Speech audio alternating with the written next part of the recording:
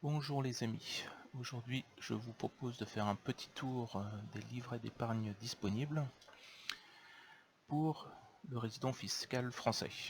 Alors, tout d'abord vous allez trouver les classiques, livret A ou livret bleu. Donc il faut un minimum de 10 € pour pouvoir ouvrir un compte.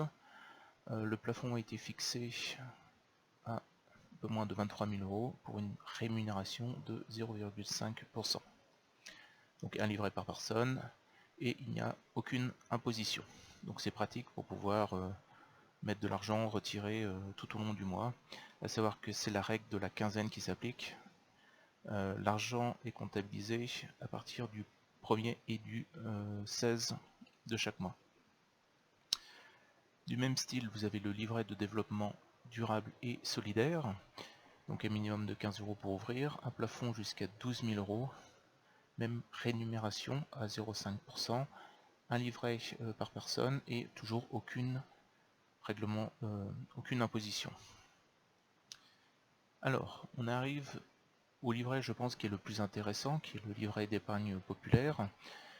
Suivant votre revenu et votre configuration de votre foyer fiscal, si votre référence fiscale est en dessous d'un certain montant, vous pouvez prétendre à l'ouverture d'un livret d'épargne populaire. Il faut un minimum de 30 €. Le plafond est moindre, donc de 7 700 €. Par contre, la rémunération est de 1%. Toujours pareil, un livret par personne et aucune aucune imposition fiscale. Pour les plus jeunes, donc il faut avoir entre 12 et 25 ans, un seul livret par personne, il n'y a pas d'imposition et le plafond est de 1 600 €. Alors la rémunération dépend, je dirais, de chaque banque. Elle n'est pas imposée par la loi, mais elle est généralement fixée à 0,25% au-dessus du livret A, donc actuellement à 0,75%. Enfin, les livrets, je dirais plutôt libres, accessibles par divers banques en ligne. Donc vous allez avoir un minimum de 10 € et généralement ça peut aller jusqu'à 10 millions. La rémunération varie vraiment. Alors ça peut être de quasiment rien du tout, 0,03% à 0,8%. Donc là je les ai trouvés sur qui est PSA Bank ou Renault Bank. Donc il ne faut pas hésiter à attendre qu'il y ait des promotions pour pouvoir ouvrir des livres bancaires. Donc vous avez une promotion sur 2 mois, donc il faut quand même toujours un peu plus d'argent à gratter. Par contre, il y a une règle fiscale qui s'applique, à savoir la flat tax, donc il faut compter à peu près 30%.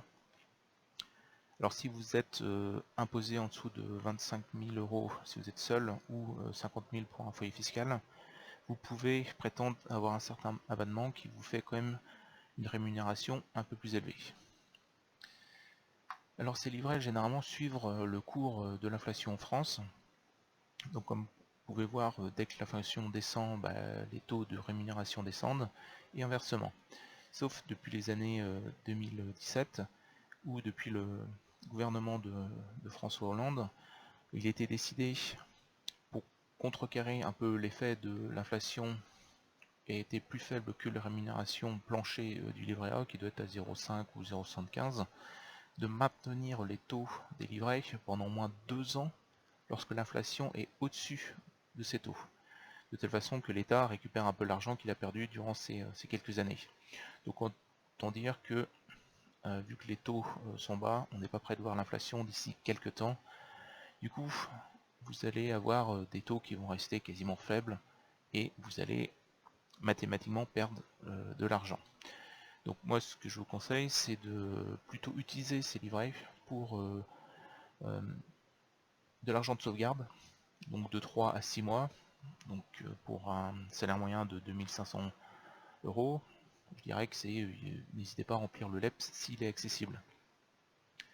Et éventuellement compléter sur un livret A, de telle façon à faire les achats un peu ponctuels tout au long de l'année, et vraiment garder le LEP pour la bouée de secours.